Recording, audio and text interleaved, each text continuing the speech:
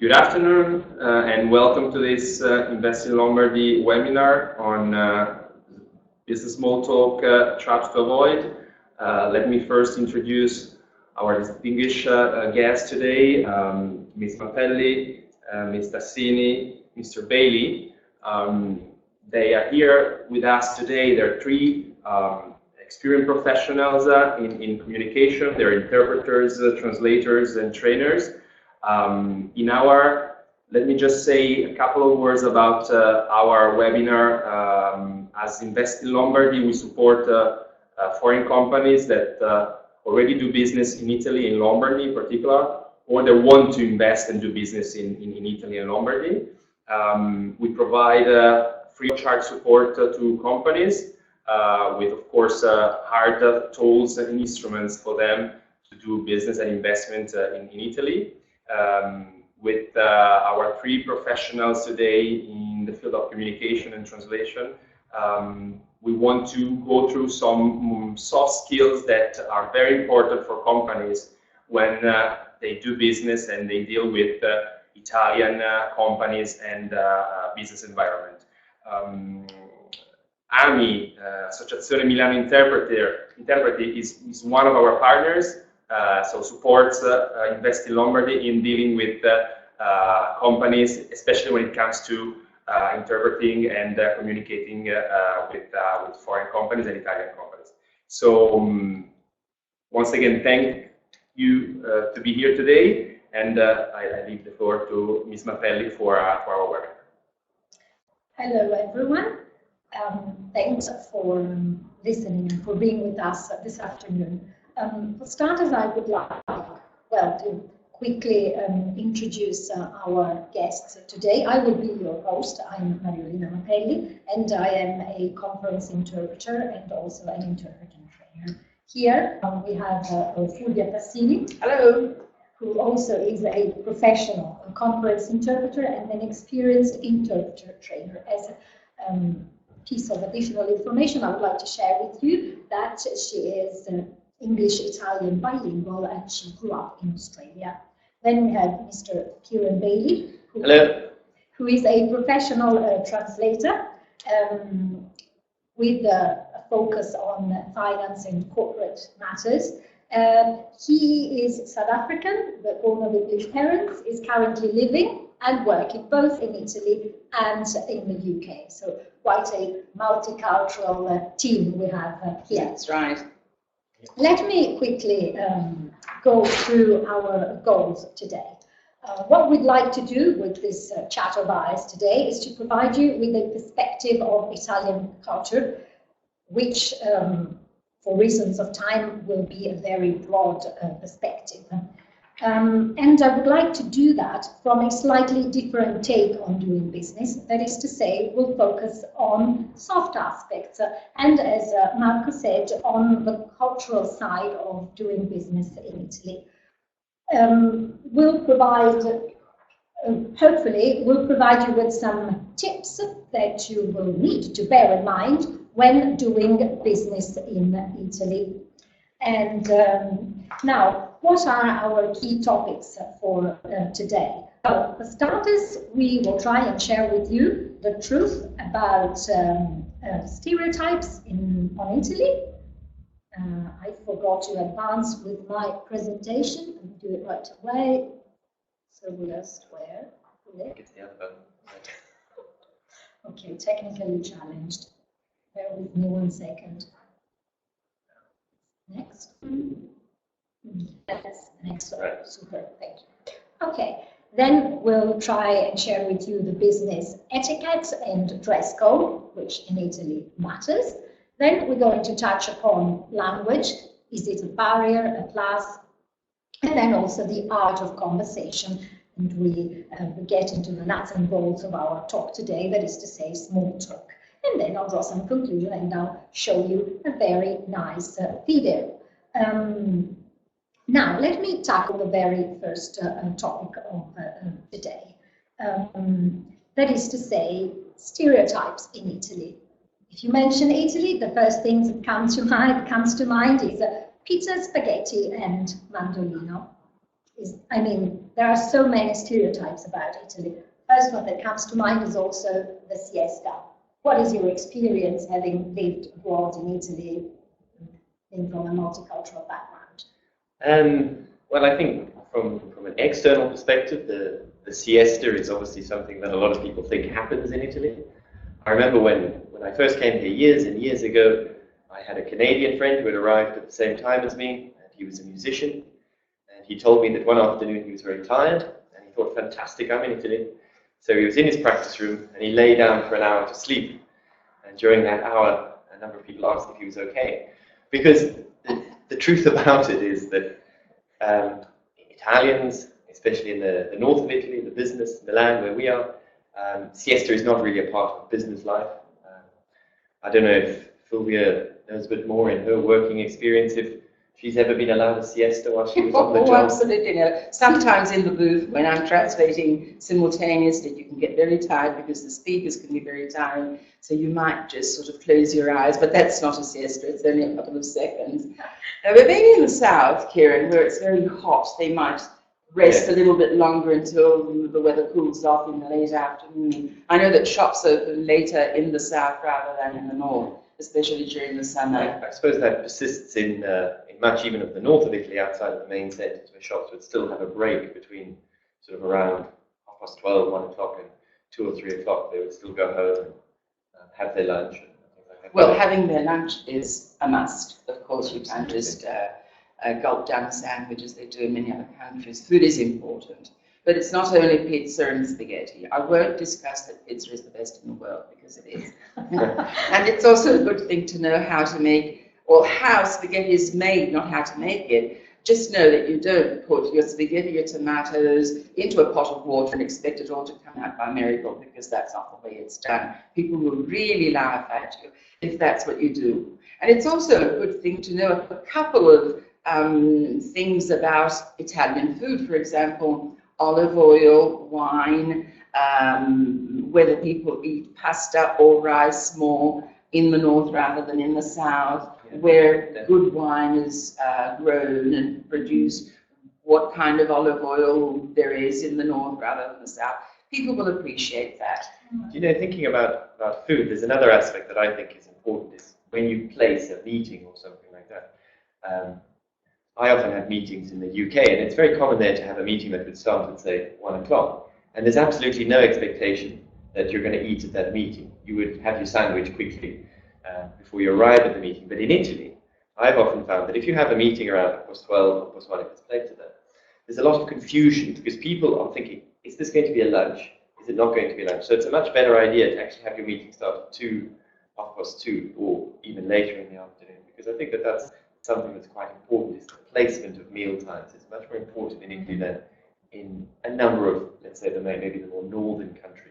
That's very true. Another thing, don't expect to have a business breakfast until 7:30. I know that Americans are very fond of business breakfast. There's no such thing in this country.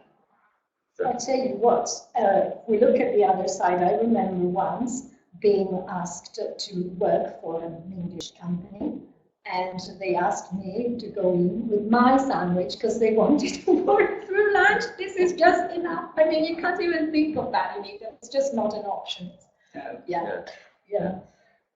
I suppose we were talking about time. Another stereotype that comes to my mind is the question of whether you're late, what is lateness, yes. Things like that. And I always, when I used to get here, I used to joke about the fact that if you had something that was, say, starting at 2 o'clock, and if you're not there at 2 o'clock, it's not like, say, where I have a lot of experience. Irritation if people are not ready to start the meeting at 1 o'clock. It's a source of pride, especially in certain aspects of certain sectors of British business life. Whereas in Italy, it's a more difficult thing, because if you get here at 2 o'clock, no one's going to be worried if you get here at 2:05. But there is a sort of indefinite time, maybe 15 minutes or something, after which people start to get a bit nervous and it's time to get going. So I think it's important to realize that you can't just start at sort of any time. I mean, I grew up in Africa, and without being stereotypical, there is a question of African time, and sometimes things start 2-3 hours late, and it's not a huge problem in certain parts of the. But in Italy, I would say you've maybe got, if you're there and your meeting's at ×2, it's not a problem. But they are pretty punctual, should we say. So if you're going to be late, you should still be informing people, and you should still be doing it, because it's a pretty efficient society in many ways. It is. I agree with that. Australians are very laid back in many ways, but they are punctual people, and they want to have their afternoons to go surfing or to go to the beach in the fine weather. So everything has to finish around 5, and therefore the rest of the day is a question of punctuality. In Italy, people are punctual, especially in the north. Again, I think it's a bit a climate issue, whether it's hot or, you know, I think it's a bit of that. I would like to add just one bit here. That is to say, if some important politician, even local politician, is attending your meeting, be ready to start late, because they always have some prior commitment, and meetings and conferences invariably begin late if some important personalities involved. That happens more with the local politicians. I wouldn't say that it happens with a head of state or a head of government. No, not at that level. Not at that level. Well, I think they're very important politicians in every country. There are often lots of considerations as to whether they arrive early or late. They miss things like that. I think that's a general thing you find. Another stereotype just sort of popped into mind is the question of kissing, you know, the greetings on 2 cheeks. Italians are definitely a much more emotional and passionate thing. But one tip I would say, and I've been to a number of, let me just give you a quick story. I've been to a number of business meetings in Italy with a person who is a sort of a friend, someone I've known for 20 years. He's a very successful businessman. An Englishman. He's an Englishman, sorry. And, but he's never quite worked out what the best greeting is in Italy. So typically at the end of this meeting, and some of these are quite formal meetings, he'll get up, walk across the table, and he'll sort of find any woman there is and give her 2 kisses to say goodbye, which is not really done. And you see these poor people standing there. You know, and it's not maybe quite what you see in the films, although it is more there is more emotion, and it is much more done to speak on the cheeks when you're greeting people, but that's in a social sense, definitely not so much in a business sense. That's right. Oh, quick housekeeping announcement. I forgot to do that at the beginning. If our viewers have questions, if you have questions at any moment, just feel free to type it in. We'll see it come up here in the little box we have, and we'll be happy to answer or to discuss, because this is meant to be a bit of an interactive webinar. Sure. Do feel free to ask questions. Are we done with stereotypes? Any other big stereotype comes to mind? Well, there is a big stereotype. It's the bella figura. It's a very difficult stereotype to categorize. And to translate. I wouldn't know. I'm glad I don't have to do it today.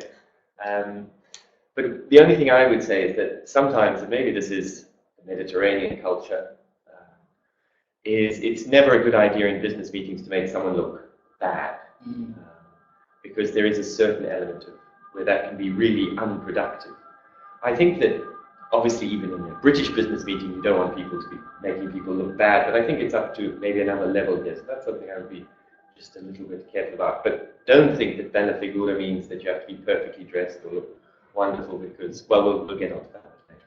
Exactly. This brings me to our next point, which is business etiquette and dress code. Milan is the fashion city. No, I'm joking. But honestly, there are a few tips that you should maybe bear in mind when attending a business meeting in Milan. For instance, well, I would avoid personally showing up in gaudy colors, say canary yellow in January. It's one of my favorites. Gray or dark colors are pretty safe in winter, especially. Also, in business, my tip is don't try to impress when dressing up. I mean, don't dress up, just be simple and sober. That is my tip.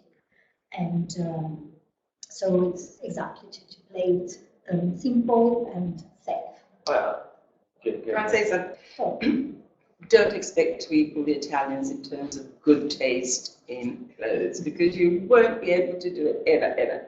Or you might if you live here long enough. People just have this deeply rooted good taste. It's always the right shades, the right colors, and the right shapes that they wear. But never mind, I mean, you can live very comfortably in the way you are. There's no problem about that. They will not judge you. think that's what's important. I've never found that people have really judged my bad dress sense. Maybe the best way to put it, coming from a different culture. They're very, very accepting.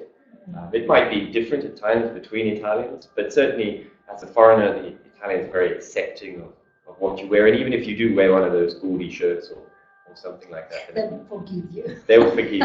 The only thing I would say is in winter, wear a black coat. Because if you walk through central Milan in your bright yellow coat, they'll spot you as a foreigner at 150 yards. It's quite remarkable. You can spot the tourists very, very quickly. But they will try to analyse why you're wearing a yellow coat. They might find it even quite an attractive thing to do. You never know, because Italians are always very careful about these things. Okay, I guess that covers the dress code for meeting. So it's casual smart if you want, but casual Italian way.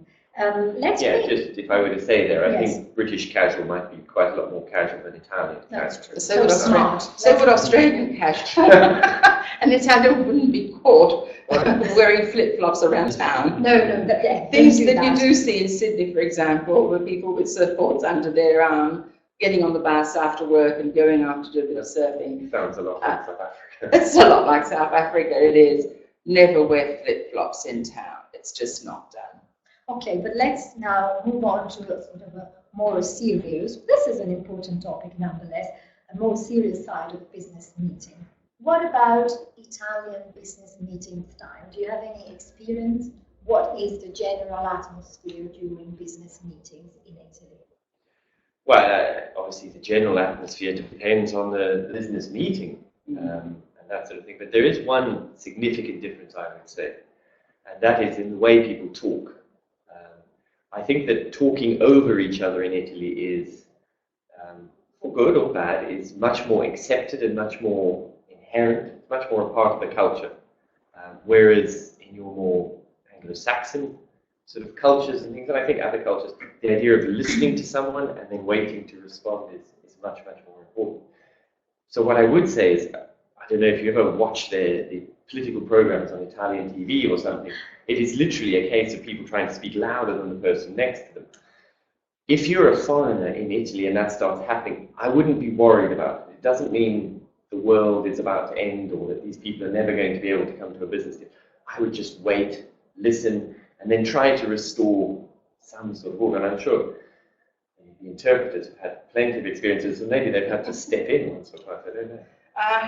No, I don't think I've ever had to step in, but talking over one another is definitely something that happens. And when you're in the booth and doing simultaneous work, and you're hearing people through headsets, well, that is absolutely unacceptable. Sometimes we have to flash our light or actually go out of the booth and say, ladies and gentlemen, translation is just not possible if you speak over one another. That has happened several times. Yes, and this prompts a tip for you. If you feel that managing the communication is in a way overwhelming because of this problem, hiring a professional interpreter can help you because they discipline in the room. It's happened a couple of times. Absolutely. When you tell them, please speak one at a time, otherwise it would be impossible to translate, then things become a bit more orderly. I agree. So that's quite important, yeah. Yeah, I think from the foreign perspective, it's important to remember, don't get flustered by that, just try and wait, and eventually you'll get your chance, and eventually order will be restored. There are many cultures where people speak in and out voice, and they speak over one another. Now that the world is globalized, it's something that you might accept, but in a business meeting, it's just not at all productive. And especially when you've got different languages. That's the problem, when you have different languages. Exactly. It really is a problem. Mentioning language, this brings us to our next point, which is precisely language, knowledge of English. My experience in Italy is that there are variable levels of spoken English and also different levels of understanding English in the country. What is your experience? How confident are Italians speaking English, and how effective is their communication? I think the level of confidence in speaking English varies. There are some people who are very confident about speaking English, possibly they shouldn't be. But if I'm a little more serious, a lot of people speak very good English. We heard the person who introduced us earlier. very clear English, and there are a lot of people like that. There are a lot of people. Generally speaking, if you were to do the sort of street corner test, which is where you were to ask anyone on the street corner for directions or something like that. I like the street corner test. Italy would be quite low down. I've traveled to a number of countries, and it's one of the countries where, in general, there are a lot of people who don't speak English. There are lots of people who do speak English well, but there are a lot of people who don't speak English. So it's difficult to assume that everyone is going to speak English. I think that's it. If you're in other countries, Greece, or comes to mind, Holland, countries like that, Austria, Far East, Asian countries. There are certain countries where you would expect people to speak English. In Italy, it's a little more difficult, so you need to be very, very careful with that. I think it's a generational issue as well. The younger people tend to say they're absolutely thrilled if they can get to practice their English, no matter whether it's a street corner or anywhere else. But the older generations might not be happy to speak English. And by the way, I've just had a 2-day conference on an international project, and the working language was English. People had to speak English whether they liked it or not. And we were translating into Italian, and I really felt sorry for most of them, because Italian people really would love to speak English fluently. It's one of the things that they admire most. It might be something that they've a legacy of the Second World War, you know, the soldiers being in Italy and all that. I'm not sure what it is, but they really love to speak English well, and they do a lot to learn their English. But sometimes it's just not. Sometimes it's excellent. It can be excellent, or it can be very poor. So, but just don't expect everybody to speak English. Also, and it's not fair to force them, because communication is not as effective. And I will show you a video at the end which will touch upon these aspects precisely. But if I may add something concerning language issue, is mainly that I guess, I don't know what is your experience, but I feel that in general, Italians prefer not to speak English and go through an interpreter, they use an interpreter, when it becomes very technical and accuracy is of the essence. For instance, legal depositions, or even hospital surveys, when they join accreditation programs, say US bodies, that one which is very famous. Well, nobody in the hospital, even top physicians, they just prefer to speak Italian because they can be more accurate. And they can blame it on the interpreter if something goes wrong. I'm joking, of course. That's it happens sometimes. It happens sometimes. Lost in translation. Exactly. They made a film out of it.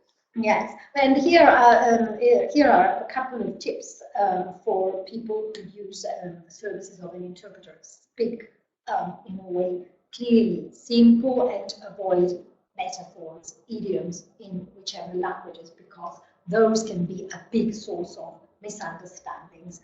And what's your experience on misunderstandings and the likes? Well, I remember years and years ago when I came to Italy, I was told, never organize a meeting. An old colleague who had been here many years said, never organize a meeting on a Tuesday or a Thursday. And I sort of thought, this must be something cultural. I mean, what is it that happens on a Tuesday or a Thursday? Superstition. Superstition. I was wondering what it could be. And my colleague saw this perplexed look and he said, it's the language. Italians really struggle to hear the difference between the words Tuesday and Thursday. They're always confusing it. So if you put your meeting on a Thursday, you'll find on Tuesday you'll get a call and they say, where are you?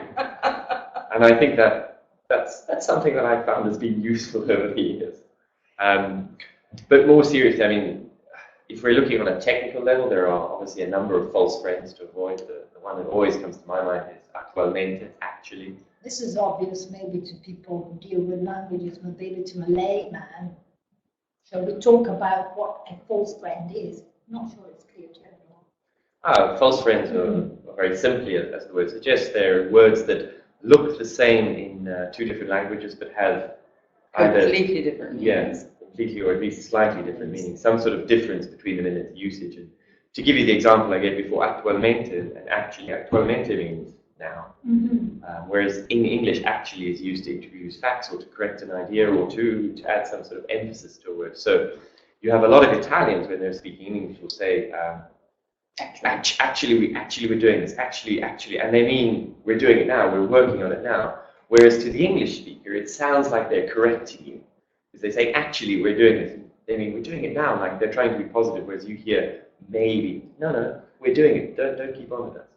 So it's something to be careful there. If you're looking for accommodation and you're offered an attico, don't think for a moment it's an attic. It's a penthouse or a top floor apartment with a large terrace, something very nice. And the same thing goes for cantina, which is not a canteen, but it's a cellar. It could also be a wine cellar, somewhere nice to go and taste wine, or it could be the basement of a house, cantina. There are lots of them. I think in South Africa, cantina is often used for sort of fancy restaurant bar type thing. Oh, really? They use them a lot, so people might get slightly confused on that sort of sense. The other thing I was thinking, I remember another one. When I was teaching some English years ago, a student told me that he had been to assist at a football match. Because in Italian you say assistere, which means basically to watch a football match, and I misunderstood. I thought he was maybe the linesman, and this was a big game. It was at the San Siro, and I was very excited. Oh wow, that's fantastic! What did you do? And he was sort of looking at me, going, "Really?" So obviously that's another one to be careful. And comodo is not a commodity. It means comfortable. So these are all false friends that you should really try to learn a little bit before coming over to Italy. Another thing that I would like to point out is that Italians appreciate it very much if you know a few things about Italian. Just a couple of minor things that show that you're interested in the language, which, by the way, is beautiful. Nobody can question that fact. Just a few things, and they'll immediately love you at first sight if you do that. And be very forgiving and very helpful and try to explain. I think that if you go towards them, and this is for the language and for other things, very helpful. Absolutely. People, very, very nice. Much people. More than the English. I would think so. I mean, English, there's a real sense of you should learn my language. Absolutely. Or an assumption. It's not even, it's sort of on a subconscious level, isn't it? You will speak English or else. Yes, and I do have one more tip when it comes to language and keeping it simple. And I guess it works both ways. I mean, for Italians trying to speak English, but also for English speakers speaking to Italians. As I mentioned earlier, avoid metaphors, avoid idioms, or using images because they don't translate directly. I really have to share this because I still remember it and I find it very funny. I was in a business meeting with a top businessman. It was the top level of the company. He was trying to have discussions. I mean, he was having discussions with a potential customer, and he wanted to impress him. The client was a Scotsman, and he wanted to speak English. So I was there just as a backup.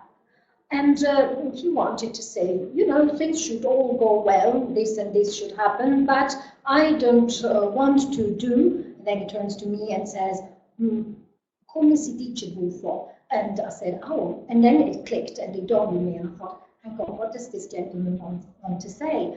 And then I realized that what he meant is, I don't want to be a sort of prophet of doom.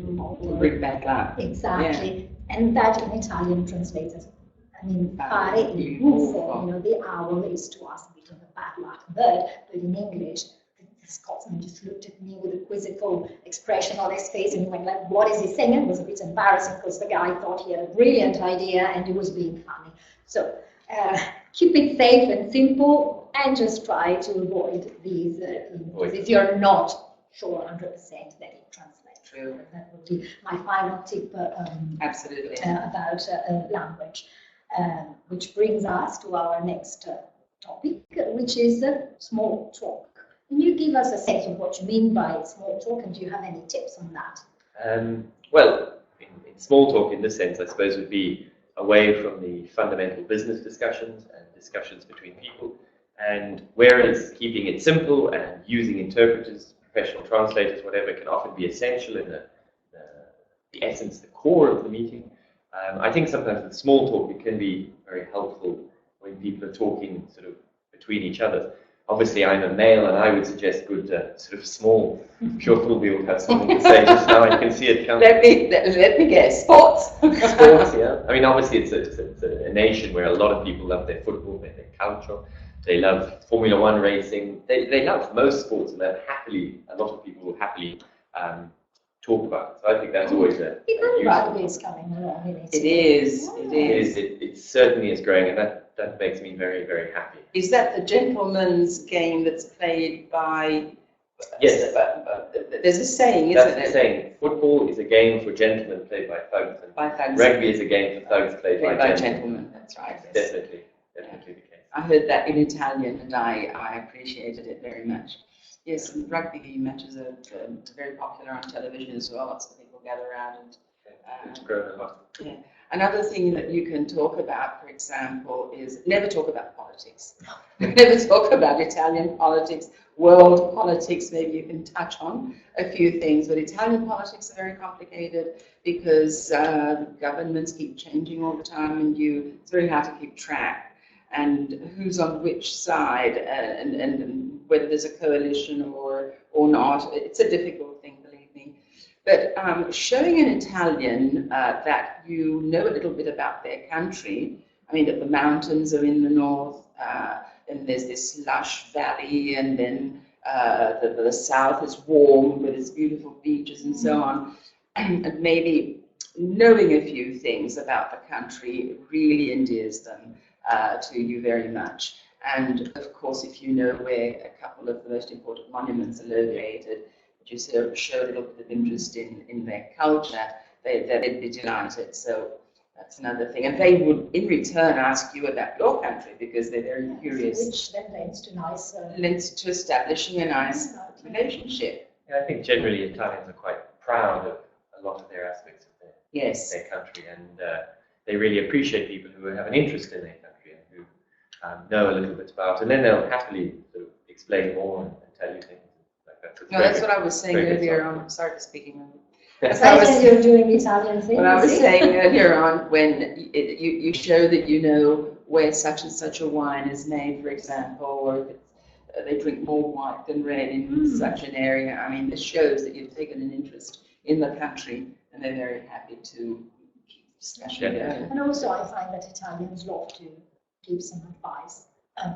Say visiting places or eating. Oh, yes. So that really lends itself to conversation. Anything we need to be aware in terms of, I see, for instance, there's a question coming up which relates to this. It's about body language. How does the Italian body language fit into all of that? Well, body language is obviously a bigger part of Italian culture. Yes. The gesticulating and using your hands, and when I teach at university, and when I teach there, when you ask students some things, they'll almost respond with their hands. I've had many cases where they actually answer the question without saying anything in English, and especially if they're struggling for words, they seem to use gestures more.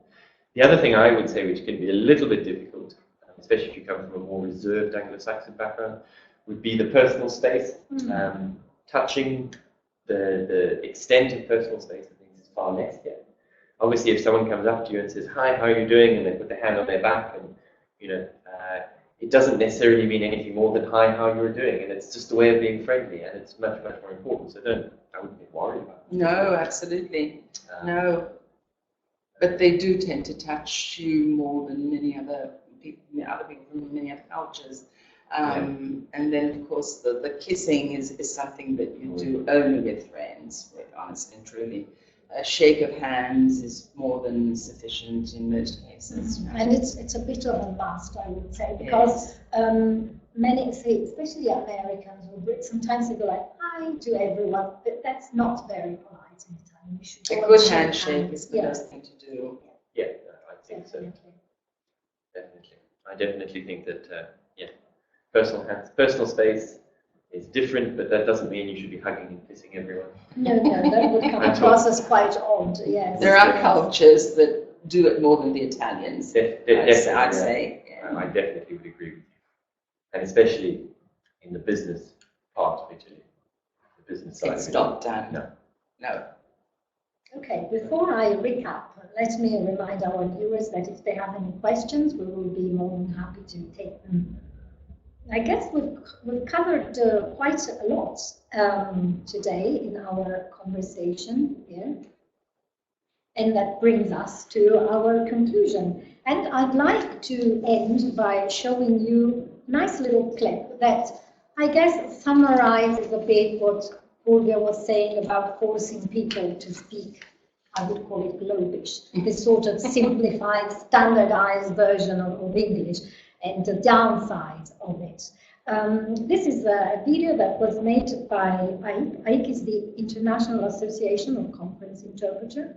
It is the only global association of conference interpreters and brings together well over 3,000 professional interpreters from every continent.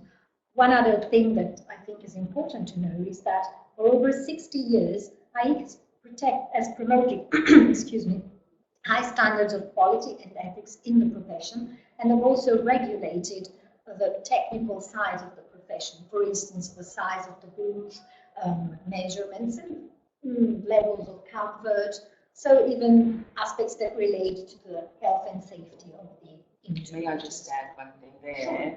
They have advocated the use of mother tongue as your delivery language. That's very That is important something point. that AIC insists on very much, and I think it's perhaps not the only way. You can use a language that you know very well as a delivery language, but if you use your mother tongue, everything is so much more natural and so much smoother.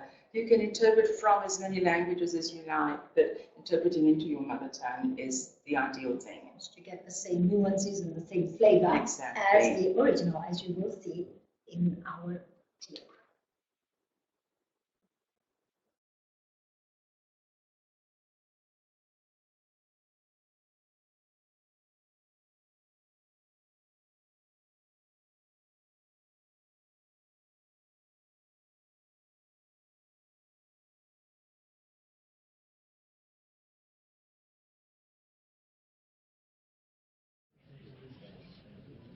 Your language is like a delicious meal. It takes time to prepare, and it is full of ingredients and tastes that make it memorable. It has humor, metaphor, idiom, mystery, even fire and spice.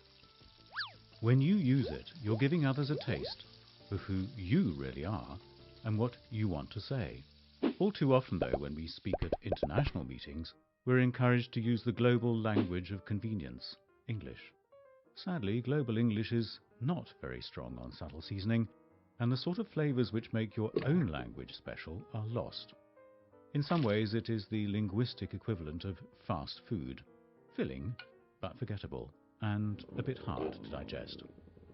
Good professional interpreters will enable you to use your own language when you speak. They don't just translate your words. When an interpreter has been properly prepared, it is as if your carefully crafted dish is being served just as carefully prepared in another language. Not the fast food version, the authentic one. AIC, the International Association of Conference Interpreters, has over 3,000 members who cover more than 60 languages, from Afrikaans to Azerbaijani, Korean to Kinyarwanda, and Thai to Turkish. So, if can, why not let them hear you?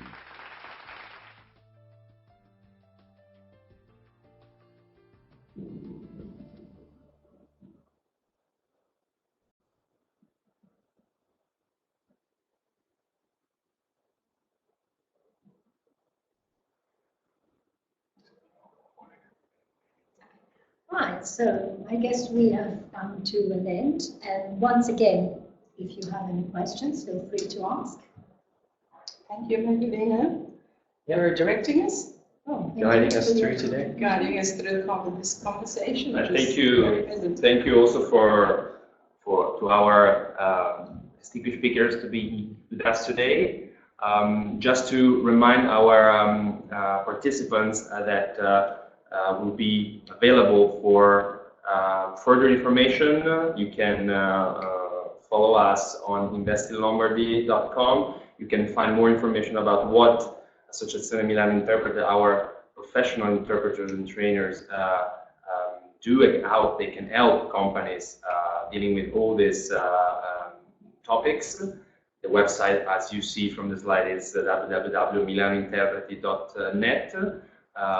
And so thank you once again for being here today with us. Oh, thank you for having us. Thank you for hosting us. Thank you.